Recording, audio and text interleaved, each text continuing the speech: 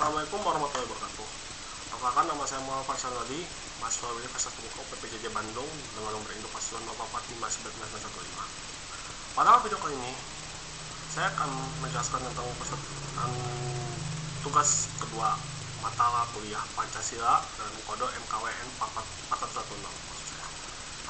Di tugasnya itu adalah untuk membuat analisis tentang Pancasila sebagai dasar falsafah negara, ideologi negara, dan sistem filsafat.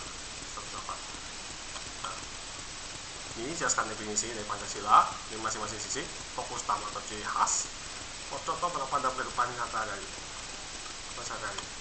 Lalu nomor 2, boleh melakukan tabel perdagangan waktu digital atau diagram, tapi saya lebih memilih menggunakan tabel dan fakta digital aja. Saya semua banyak menggunakan fakta.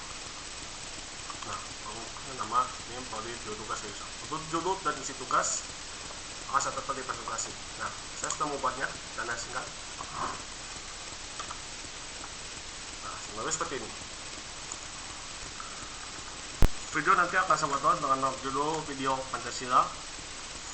Kalau Pancasila, nomor 4115 linknya akan saya cantumkan dalam file ini nanti. Ini judulnya adalah analisis perbandingan Pancasila sebagai dasar falsafah negara, ideologi negara, dan sistem filsafat. Di sini ada saya akan memandang Pancasila dari 3 sisi. Pertama, dari segi falsafah negara.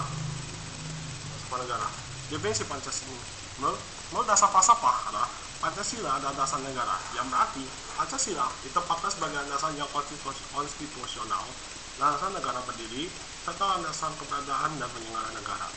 Dan ciri khasnya adalah mendasari sisi negara dan sistem kenegaraan Indonesia. Sifatnya lebih normatif, mendasar, fundamental bagi seluruh aktivitas negara. Dan contoh Pancasila adalah setiap ada aturan yang dibuat pasti selalu berdasarkan Undang-Undang Dasar 1945, berdasarkan Pancasila. Dan ini juga menunjukkan bahwa Pancasila juga membantu dalam pembangunan karakter dan di sekolah melalui pendidikan kewarganegaraan. Selanjutnya, yang kedua, dari ideologi negara. Pancasila sebagai ideologi negara berarti Pancasila merupakan sistem gagasan utama yang menjadi pedoman umum bagi dalam beberapa bangsa dan negara, serta menjadi ideologi nasional yang menyatukan seluruh warga negara. Dengan ciri khasnya adalah berfokus pada kumpulan nilai, keyakinan, gagasan yang menyebut tentang bagaimana negara dan masyarakat, dan berfungsi sebagai pemersatu bangsa dan pedoman politik dan sosial. Contoh Pancasila adalah sesuai dengan bagian nomor 3 Persatuan Indonesia, di mana setiap kegiatan Indonesia selalu dilakukan secara bergotong royong. Dan 5 royong, dan setiap ada keadaan tertentu rakyat Indonesia pasti saling membantu. Lalu serta menandakan slide nomor 5, yakni keadaan sosial bagi seluruh rakyat Indonesia, yang menegaskan keadaan bagi seluruh rakyat Indonesia itu sangat ada hak mutlak bagi seluruh rakyat Indonesia tanpa kecuali. Nah, yang ketiga, sebagai sistem filsafat. Refleks Pancasila sebagai sistem filsafat berarti Pancasila bukan hanya sekedar ideologi, tapi juga merupakan pemikiran yang mengandung nilai-nilai pandangan hidup dengan metode reflektif sebagai filosofi bangsa Indonesia. Dengan ciri khas memiliki struktur sistem sesuai dengan sila kelima, sila yang saya terkait dengan, dan itu terlihat dari logo Garuda Pancasila kita. Dan Pancasila dianggap sebagai pantangan hidup, bukan sekedar aturan. Dan contoh Pancasila adalah sila nomor pertama, ketuhanan Maha Esa. Hal tersebut bukan hanya sekedar pedoman, tapi juga berbukti kalau Indonesia hidup dalam suku agama yang berbeda-beda, tapi masih tetap rukun. Nah, dan tanpa ada yang mencoba yang namanya saling mengejek dan saling merendahkan. Itu sudah termasuk Pancasila. Nomor 2, sila kedua, kemanusiaan yang adil dan beradab.